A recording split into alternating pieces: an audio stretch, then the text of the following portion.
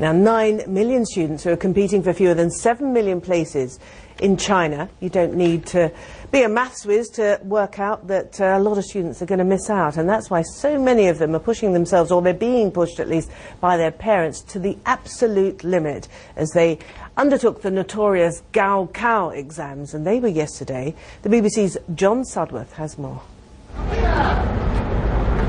With the roadblocks in place, not even traffic noise is allowed to disturb China's stressed-out students. So these are the last-minute arrivals then, and these are the anxious parents waiting at the school gates. No one does exam stress quite like this. So what's it like being a student in the middle of it all? Well, for the past year, we've been given access to Shanghai's Jiabei No. 8 High School as the final year students prepare for the university entrance exam, or Gaokao. Ma Li is feeling the pressure. She's hoping to attend a prestigious university and needs to do well.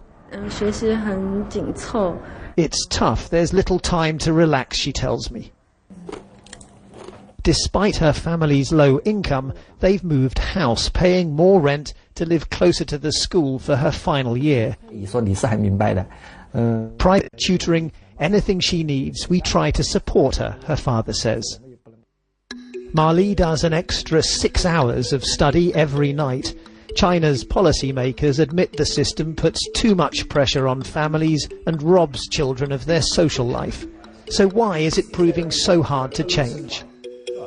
We have more than 2,000 years of rote learning. We have more than 2,000 years of examination. So you cannot say in one night all the behavior changed. No.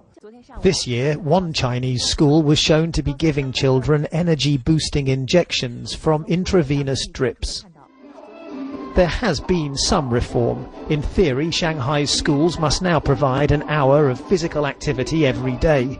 And in some ways, China's problem is a nice one to have. The system of intense study means Shanghai now leads the world in reading, maths and science scores, including for students like these from poorer backgrounds.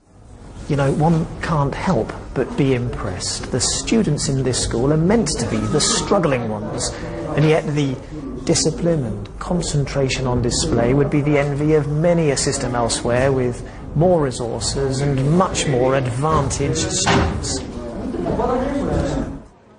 But China needs creative thinkers, not just hard-working test takers, and without urgent reform, its economic prospects may grow increasingly dim. John Sudworth, BBC News, Shanghai.